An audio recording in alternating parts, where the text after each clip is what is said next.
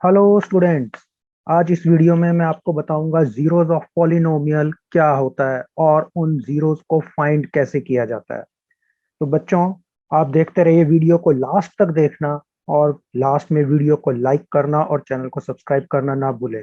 आपको मालूम होगा बच्चों कि पॉलिनोमियल क्या होता है। जिन्होंने मेरी पिछली वीडियो देखी है उनको मालूम होगा कि पॉलिनोमियल क्या होता है। तो पॉलिनोमियल मैं आपको बता दूं, फिर भी होता क्या है ये, कि एक एल्जेब्राइक एक्सप्रेशन है इन विच पावर ऑफ वेरिएबल देखी जाती है आपके एल्जेब्राइक एक्सप्रेशन में।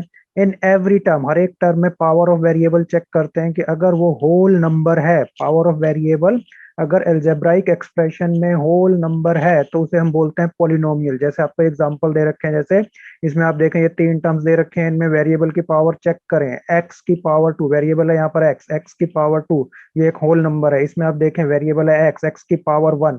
इसमें देखें वेरिएबल कुछ नहीं है तो आप लगा सकते हैं यहाँ पर एक्स और उसकी पावर जीरो।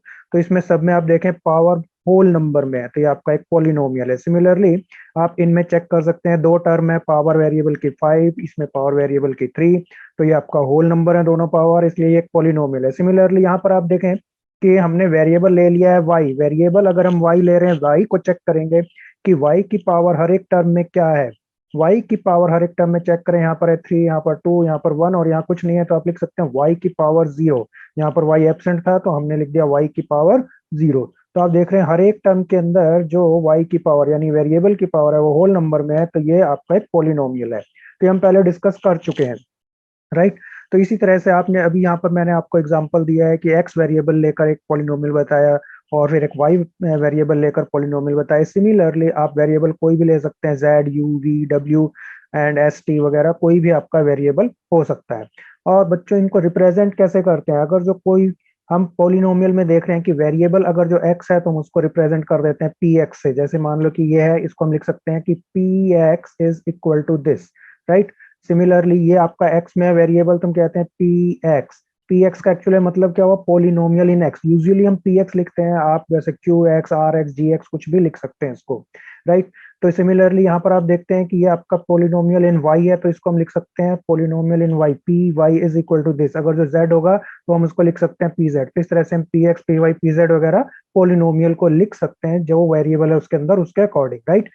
तो अब हम देखते हैं कि जीरोस ऑफ पॉलिनोमियल का मतलब क्या होता है। जीरोस ऑफ पॉलिनोमियल, जैसे हमने देखा कि हर एक पॉलिनोमियल में कोई ना कोई वेरिएबल होगा। जो वेरिएबल उस पॉलिनोमियल में है हमें देखना है उस वेरिएबल की वैल्यू हम क्या पुट करें कि पॉलिनोमियल जीरो हो जाए। यानी द वैल्यू ऑफ वेरिएबल, उस वेरिएबल की वैल्यू देखनी है कि क्या होनी चाहिए कि जिस पर पूरा का पूरा पॉलिनोमियल उसको कैलकुलेट करें तो वो जीरो आ जाए आंसर। जैसे कि मान लो कि आपका ये पॉलिनोमियल है, polynomial in x, P x हमने ले लिया यहाँ पर एक्स माइनस वन। तो यहाँ पर हमने पॉलिनोमियल लिया हुआ है एक्स माइनस वन। इसको हमें देखना है कि इसका जीरो क्या है, हमें क्या चेक करना है कि जीरो क्या है यहाँ पर। तो उसके लिए हम ये देखेंगे कि एक्स की वैल्यू यहाँ पर हम क्या पुट करें कि इसका आंसर पूरा जीरो आ जाए, यानी पूरा पॉलिनोमियल जीरो बन जाए। तो हम देख रहे हैं कि यहाँ पर अगर हम एक्स की वैल्यू वन पुट कर दें, एक्स की वैल्यू वन पुट करने पर हम इस पॉलिनोमियल को कैसे लिखेंगे? क्योंकि हम x की वैल्यू वन पुट कर रहे हैं तो यहाँ x की जगह पर आप वन पुट कर देते हैं, तो हम इसको ऐसे लिखते हैं p1। तो यहाँ पर p1 का मतलब क्या है कि जो भी आपको पॉलिनोमियल दे रखा था उसमें x की वैल्यू आपको वन पुट करनी है। तो यहाँ पर आपको x माइनस वन दे रखा है तो x की वैल्यू वन पुट आपने की, one minus one equal to zero. तो आपने क्या देखा यहाँ पर कि पी एक्स पोलिनोमियल हमें दे रखा था एक्स माइनस वन, इसमें एक्स की जगह अगर हम वन पुट कर देते हैं, पी वन कैलकुलेट करें तो वन माइनस वन ये जीरो आ जाता है। तो क्योंकि वन पुट करने से पोलिनोमियल की वैल्यू पूरी जीरो हो जाती है तो हम कहेंगे ये जो वन है, यानी जो हमने ये वन पुट किया इस पोलिनोमियल के अंदर, तो ये वन आपका इस पोलिनोमियल के लिए एक जीरो है। तो हम लिखते हैं इसको ऐसे, one is zero of P x. तो इस पोलिनोमियल का, ये जो हमें पोलिनोमियल दे रखा है उसका जीरो क्या है? वन। क्योंकि वन पुट करने से इसके अंदर जीरो आंसर आ जाता है, राइट। तो जो वैल्यू पुट करने से पोलिनोमियल में जीरो आ जाता है उसे हम उसका जीरो बोलते हैं। तो one is zero of this P x, right. अब हम दूसरी एक और चेक करके देखते हैं। मान लो कि हम एक्स की वैल्यू टू पुट कर लें इसके अंदर। जैसे यहाँ पर आपको ये सेकंड एग्जांपल में पुट करके दिखाया, पॉलिनोमियल आपका एक्स माइनस वन। अगर जो हम एक्स की वैल्यू टू पुट करें इसके अंदर तो हम क्या लिखते हैं? यहाँ पर एक्स की जगह टू लिखते हैं, P two equal to two minus one. Two minus one calculate करते हैं वन, लेकिन ये वन जीरो नहीं आया। तो इसका मतलब 2 पुट करने से आंसर 0 नहीं आता, तो this is not equal to 0। क्योंकि 2 पुट करने से आंसर 0 नहीं आता तो हम क्या कहेंगे, 2 is not a zero of this polynomial. इस पॉलिनोमियल का 2 0 नहीं है। तो यही आपने फर्स्ट एग्जांपल में लिया था पॉलिनोमियल x-1। तो इसमें आपने क्या देखा था कि 1 पुट करने से x-1 में 1 पुट करने से इसका आंसर 0 आता है, 2 पुट करने से इसका आंसर 0 नहीं आ रहा। तो हमने क्या कहा था कि 1 is the zero of px लेकिन 2 is not the zero of px। तो 1 तो 0 है लेकिन 2 इसका 0 नहीं है। तो इस पॉलिनोमियल में हमने देखा कि एक इसका 0 आ रहा है 1। ठीक। अब थर्ड और एक एग्जांपल देखें कि ये आपका x square minus three x plus two हमने ले लिया, x square minus three x plus two. तो ये भी हमने पी एक्स, एक वेरिएबल एक्स में है तो इसलिए इसको पी एक्स लिख देते हैं। तो यहाँ पर हम चेक करें एक्स की वैल्यू 1 पर, तो एक्स की वैल्यू यहाँ पर हम 1 पुट करते हैं तो आप देखें क्या आएगा, एक्स की वैल्यू 1 पुट करो, 1 स्क्वायर, ये 3 इंटू 1 हो जाता है, ये 2। इसको सिंप्लीफाई करके देखें आंसर आ जाता है 0। तो क्योंकि 1 पुट करने से, एक्स की वैल्यू 1 पुट करने से पॉलिनोमियल की वैल्यू 0 हो जाती है, तो हम क्या कहते हैं, 1 is the zero of P x, right. अब हम दोबारा इसमें 2 पुट करके देखते हैं, x इक्वल टू 2 पुट करके देखें इसी पॉलिनोमियल के अंदर, तो ये 2 स्क्वायर, ये 3 इंटू 2 प्लस 2। इसको आप कैलकुलेट करके देखें, 2 स्क्वायर 4 होता है, 4 माइनस 6 प्लस 2 इक्वल टू ये 0 आ जाता है। तो x की वैल्यू 1 पुट करने से भी आंसर 0 आ रहा था और 2 पुट करने से भी आंसर 0 आ रहा है। तो इसका मतलब क्या हुआ कि 1 जो था, क्योंकि 1 पुट करने से 0 आ रहा है तो 1 इज 0, 2 पुट करने से 0 आ रहा है तो हम कहते हैं 2 इज 0। इट मीन इस पॉलिनोमियल में हमने दो जीरोस देखे कि दो जीरोस हैं, 1 and 2 are zeros of this polynomial, right. तो जरूरी नहीं है कि एक ही जीरो होगा, यानी कि एक, ऐसा नहीं है कि एक ही वैल्यू पुट करने से सिर्फ एक ही वैल्यू पर ये 0 होगा, एक से ज्यादा वैल्यूज पर भी पॉलिनोमियल की वैल्यू 0 आ सकती है, तो वो सब इसके जीरोस कहलाएंगे, राइट। तो आपको जीरोस का मतलब समझ में आ गया होगा कि जीरोस होते क्या है। अब हम जीरोस को फाइंड करते हैं। जैसा कि बच्चों आपको मालूम है कि पॉलिनोमियल आपका होता है कांस्टेंट पॉलिनोमियल, एक zero polynomial, linear polynomial, quadratic polynomial. तो जो आपका जीरो पॉलिनोमियल होता है, सबसे पहले हमने लास्ट वीडियो में बताया था, जीरो पॉलिनोमियल वो तो जस्ट क्या होता है, P X equal to zero. तो ये तो हर एक वैल्यू पर जीरो है, तो यानी जीरो पॉलिनोमियल में बहुत सारे जीरोस होते हैं इसके, तो ठीक है। दूसरा आपका कांस्टेंट पॉलिनोमियल हमने डिस्कस किया था, कांस्टेंट पॉलिनोमियल। कांस्टेंट पॉलिनोमियल क्या होता है कि एक पॉलिनोमियल जिसमें सिर्फ हम एक नंबर रख देते हैं, जैसे कि P X equal to two करते हैं, इसमें एक्स तो है ही नहीं, यहाँ एक्स की पावर 0 मानी जाती है। इसका मतलब पी एक्स इक्वल टू 2 ले लो, पी एक्स इक्वल टू 5 ले लो, -2 ले लो, कुछ भी हम वैल्यू, कोई भी रियल नंबर ले सकते हैं 0 के अलावा। तो यहाँ पर हम देखते हैं कि x की वैल्यू कुछ भी पुट करें कभी भी ये 0 नहीं आएगा। जैसे मान लो अगर मैं p1 फाइंड आउट करता हूँ तो भी ये 2 रहेगा, क्योंकि x की जगह हमने 1 पुट करना है, यहाँ पर x तो है ही नहीं। और जब यहाँ पर x नहीं है तो ये 2 का 2 ही रहेगा, क्योंकि पुट तो हमें x की जगह पर करना है। सिमिलरली x की जगह अगर जो मैं 2 पुट करता हूँ तो भी ये 2 रहेगा, x की जगह मैं यहाँ पर 3 पुट करता हूँ तो भी ये 2 रहेगा। तो यहाँ x की जगह मैं कुछ भी पुट करता रहूं, अगर इधर 2 है, क्योंकि x तो है ही नहीं, और हम जो यहाँ वैल्यू पुट कर रहे हैं वो x की जगह पर करना है, तो x नहीं है तो ये एज इट इज ही रहना है सब कुछ। तो इसका मतलब क्या है कि ये कभी भी 0 नहीं आ सकता। हम p की वैल्यू 0 भी पुट कर, x की वैल्यू 0 भी पुट कर देंगे तो भी ये 2 ही रहेगा, तो ये कभी भी 0 नहीं आएगा। तो कांस्टेंट पॉलिनोमियल का कोई 0 नहीं होता। तो हमने देखा कि पहले जीरो पॉलिनोमियल तो हमेशा 0 ही रहता है, तो इसके सभी रियल नंबर 0 है, ठीक है, बहुत सारे, यानी कि इनफाइनाइट 0 है इसके। तो जो जीरो पॉलिनोमियल है इसके इनफाइनाइट 0 है, लेकिन जो कांस्टेंट पॉलिनोमियल है इसका कोई भी 0 नहीं है, नो 0, ठीक।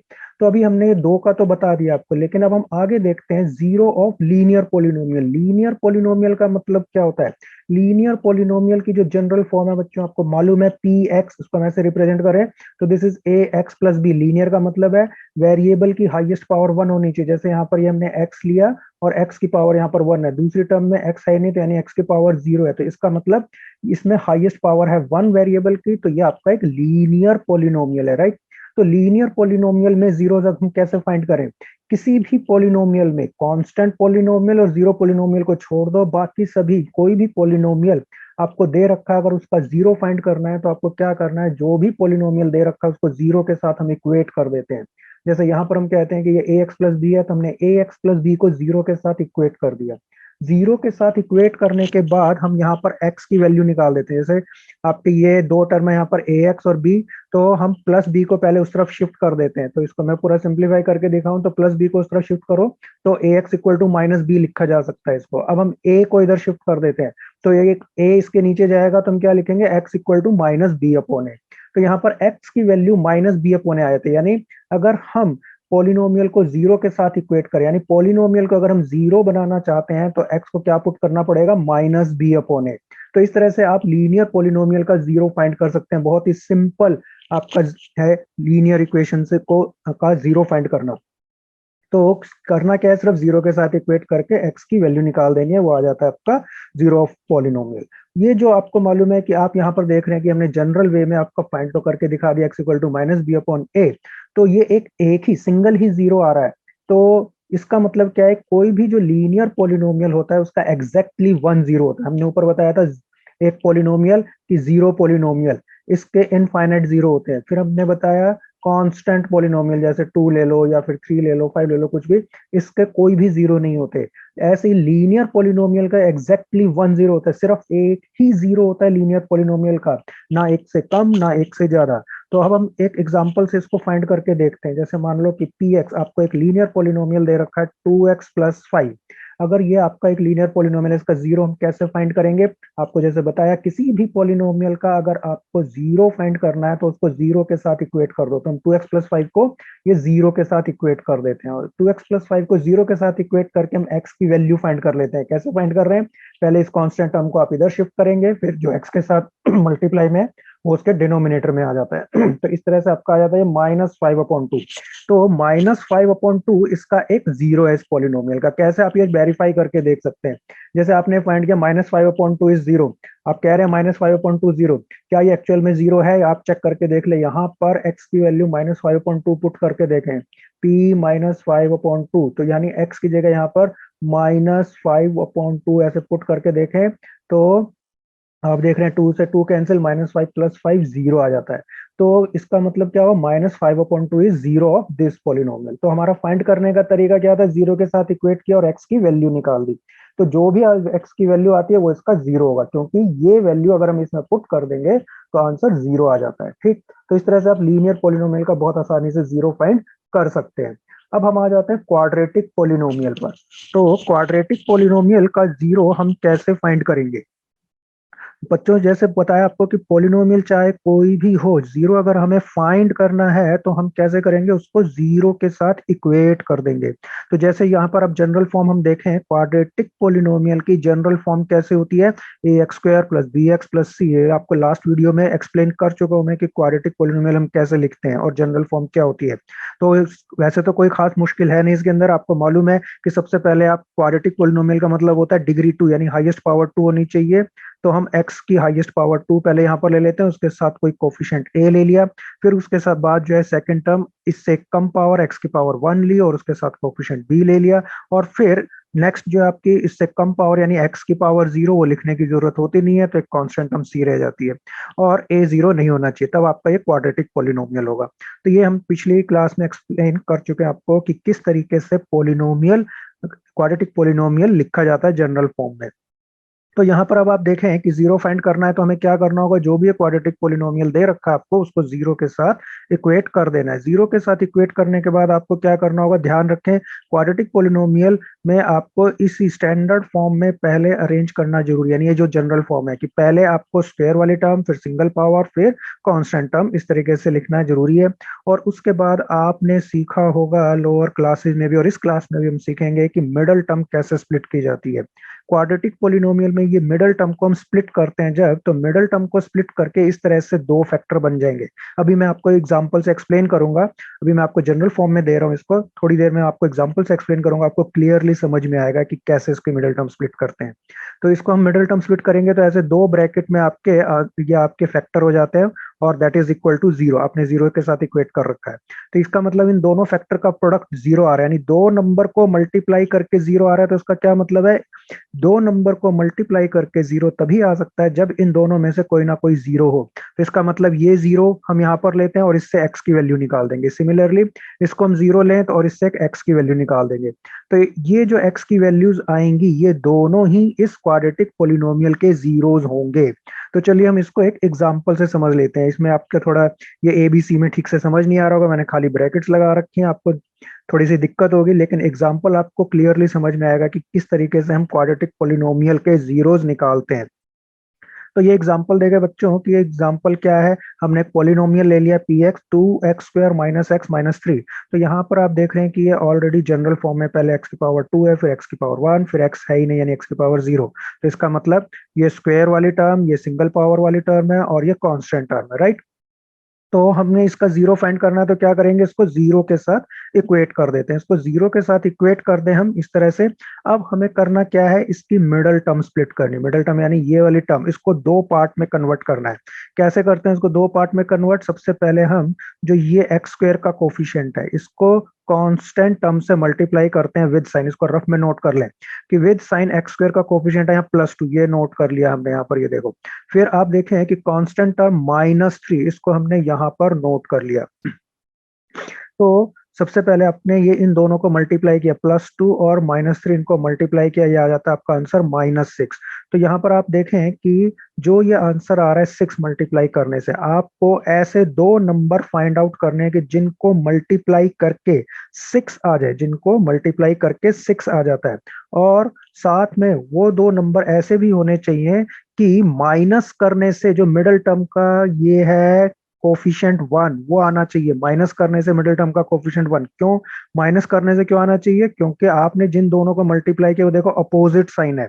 तो अगर अपोजिट साइन है तो माइनस करने से मिडिल टर्म का कोफिशिएंट आना चाहिए। अगर ये साइन सिमिलर होते हैं, एक जैसे माइनस माइनस या प्लस प्लस, तो प्लस करने से मिडिल टर्म का कोफिशिएंट आना चाहिए। तो अभी आप देख रहे हैं कि आपको क्या चाहिए कि मल्टीप्लाई करने से 6 आना चाहिए और माइनस करने से मिडिल टर्म का कोफिशिएंट यानी 1 आना चाहिए। तो हम क्या देखते हैं कि अगर हम 1 लेते हैं तो 1 × 6 करते हैं तो आंसर 6 आता है। तो इन दोनों को मल्टीप्लाई करके 6 तो आ जाता है, लेकिन माइनस करके आपको क्या चाहिए, 1। तो ये दो नंबर पॉसिबल नहीं है क्योंकि माइनस करके 1 नहीं आ रहा। तो अब हम 2 × 3 करके देखते हैं, ये मल्टीप्लाई करके 6 तो आ जाता है, इनको माइनस करके देखें तो 1 आ जाता है। तो इसका मतलब ये दो नंबर आपके रिक्वायर्ड हैं। तो उसके बाद आपको करना क्या होता है, पहले बड़ा नंबर नोट कर लें 3, और मिडिल टर्म में जो वेरिएबल है वो साथ में लगा दें इसके साथ। तो 3x, फिर छोटा नंबर नोट कर लें 2 और मिडिल टर्म का वेरिएबल x। तो 3x और 2x, ये दो आपकी ये सिंगल टर्म इन दो टर्म्स में स्प्लिट हो जाएगी, 3x - 2x। ठीक है, क्योंकि माइनस करके चाहिए था इसलिए माइनस लगाना है। अगर प्लस करके आंसर चाहिए होता आपका मिडिल टर्म का, तो आपको यहाँ प्लस लगाना होता। तो अभी माइनस करके चाहिए तो इसलिए 3x - 2x। तो इस x की जगह पर हम ये लिख देते हैं 3x - 2x। इसको लिखने के बाद ये वाली ब्रैकेट जो है ये ओपन कर दें। ये ध्यान दें कि इसको हमने ब्रैकेट में लिखा है इसको ऐसे, इस x की जगह पर, क्योंकि दो टर्म आ गई हैं तो इसलिए इसको ब्रैकेट में ऐसे लिखना है। जो भी इसका साइन है वो ब्रैकेट के बाहर रख देते हैं। माइनस है तो माइनस, प्लस है तो प्लस। अब हम इसको ब्रैकेट को ओपन कर देते हैं। ब्रैकेट को ओपन करेंगे तो बाहर माइनस है तो ये -3x हो गया, माइनस माइनस ये प्लस हो गया, +2x -3। अब हम क्या करते हैं, इनमें से कॉमन ले लेते हैं। इन दोनों टर्म में से कॉमन लेंगे और इनमें से कॉमन लेंगे। इसमें से कॉमन लेकर आप देखें कि क्या आता है कॉमन, इसके अंदर x² और x में से x कॉमन आ जाता है। 2 और 3 में से कुछ कॉमन नहीं आता। तो हम यहाँ पर क्या लिखते हैं, फर्स्ट टर्म क्या बची यहाँ पर, अगर x कॉमन ले लेते हैं तो यहाँ 2 बचेगा और x² की जगह x बचेगा। यहाँ से तो x कॉमन आ गया तो -3 बच जाता है। इनमें से आप देख रहे हैं कुछ भी कॉमन नहीं आता है, ना तो 2 और 3 में से कॉमन आता है कुछ। 2 और 3 में से कॉमन देखेंगे तो क्या है, 1। 2 और 3 में से कॉमन 1 है।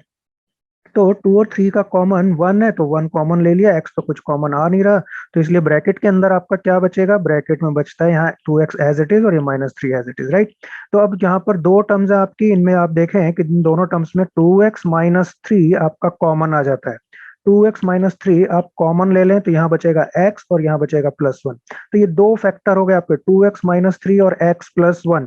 जैसे कि यहाँ पर मैंने जनरल फॉर्म में एक्सप्लेन किया था कि मिडिल टर्म स्प्लिट करने के बाद आपके पास इस तरह से ये दो फैक्टर आ जाएंगे और दोनों ही आपके ये लीनियर होंगे। तो यहाँ पर एग्जांपल में देखें कि हमने जब मिडिल टर्म स्प्लिट की तो उसके बाद ये दो फैक्टर आपके बन गए, 2x - 3 x +1। तो इन दो का प्रोडक्ट 0 है, यानी कि इन दोनों में से कोई ना कोई 0 होना चाहिए, तभी मल्टीप्लाई करने से आंसर 0 आएगा। तो हम क्या करते हैं, पहले 2x - 3 को 0 के साथ इक्वेट कर दें, फिर x +1 को 0 के साथ इक्वेट कर दें। 2x - 3 को 0 के साथ इक्वेट कर दें तो उसको सॉल्व करके देखें, 3 पहले इधर आएगा और फिर 2 उसके नीचे चला जाएगा, तो x = 3/2 आ जाता है। यहाँ से 1 को इधर शिफ्ट कर दें तो x = -1 आ जाता है। तो यानी एक वैल्यू हमारी x की आती है 3/2 और दूसरी आ जाती है x = -1। तो ये दो वैल्यूज आ रही हैं x की, तो ये दोनों ही इस पोलिनोमियल के जीरोज होंगे। तो ये 2 जीरोज ऑफ दिस पोलिनोमियल क्या है, एक है 3/2 और एक -1। आप इसको वेरीफाई करके देख सकते हैं कि यहाँ पर x की जगह 3/2 पुट करें हर जगह, ठीक है, यहाँ पर 3/2 और इसको सिंप्लीफाई करके देखें आंसर 0 आ जाएगा। इसी तरह से यहाँ -1 पुट करके देखेंगे हर जगह तो ये भी आंसर 0 आ जाएगा। तो इसका मतलब इस पॉलिनोमियल के कितने जीरोज हो गए, 2, 3/2 एंड -1। तो अभी बच्चों हमने जो है पॉलिनोमियल या पूरा जनरल फॉर्म में जिसमें आपकी सभी टर्म्स प्रेजेंट थी क्वाड्रेटिक पॉलिनोमियल की, जैसे पहले स्क्वायर वाली टर्म, फिर आपकी पावर 1 वाली टर्म, फिर कांस्टेंट टर्म। लेकिन ऐसा भी हो सकता है कि इनमें से कोई टर्म एब्सेंट हो, जैसे कि आप ये एग्जांपल 2 देखें, इसमें x² - 5 आ गया। x² - 5 अगर जो हम जनरल फॉर्म से इसको कंपेयर करें इस तरह से, तो इसमें आप देखें कि ये x² वाली टर्म प्रेजेंट है आपके पास और ये कांस्टेंट टर्म प्रेजेंट है, ये मिडल टर्म एब्सेंट है इसके अंदर। तो इस सेकंड एग्जांपल में मिडल टर्म एब्सेंट है। मिडल टर्म एब्सेंट होगी तो हम जीरोस कैसे फाइंड करेंगे? अगर जो मिडल टर्म प्रेजेंट थी तो हम फैक्टराइज करके जैसे ये किया था हमने कर सकते थे, लेकिन अब मिडल टर्म एब्सेंट है तो हम मिडल टर्म तो स्प्लिट कर नहीं सकते इसमें। तो हम क्या करते हैं इसमें कि ये x² - 5 को जब हम जीरो के साथ इक्वेट करेंगे, क्योंकि जीरो फाइंड करने के लिए पॉलिनोमियल को जीरो से इक्वेट तो करना ही है, तो हम इसको जीरो के साथ इक्वेट करें तो x² - 5 इक्वल टू 0 है। हम 5 को अगर जो इस तरफ शिफ्ट कर दे राइट साइड पर, तो हम क्या लिखेंगे, x² इक्वल टू 5।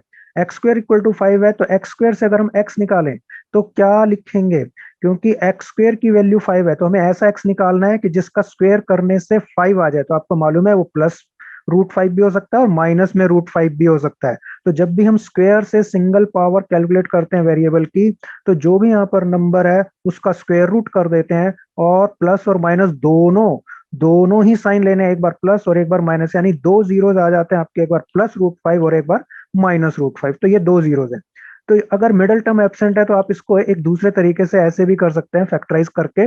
उसमें आप क्या यूज करते हैं, a² - b² की आइडेंटिटी। आपको मालूम होगा कि a² - b² की आइडेंटिटी क्या होती है, a - b और a + b ये मल्टीप्लाई में हो जाते हैं। तो यहाँ पर हम उसके लिए हम क्या करते हैं, x² - 5 को ऐसे लिख सकते हैं, 5 को लिख सकते हैं √5 का स्क्वायर। आपको मालूम है रूट का स्क्वायर करें तो रूट और स्क्वायर दोनों हट जाते हैं, सिंपल 5, यानी यही है। तो 5 को हम इस तरीके से लिख सकते हैं, x² - √5 का स्क्वायर। अब क्या करें इसमें, a² - b², ये वाली आइडेंटिटी लगाएं तो पहले a - b फिर a + b इक्वल टू 0। तो ये दो फैक्टर बन गए। तो जैसे हमने ऊपर वाले एग्जाम्पल में किया था, इन दोनों को अलग अलग जीरो के साथ इक्वेट करेंगे, इसको जीरो के साथ इक्वेट करें तो x इक्वल टू ये √5 आ जाता है, इसको जीरो के साथ इक्वेट करें, √5 इधर करें तो -√5। तो आप देखें सेम वही दो आंसर आ रहे हैं आपके, x इक्वल टू √5 और x इक्वल टू -√5। तो ये दो जीरोज आ गए।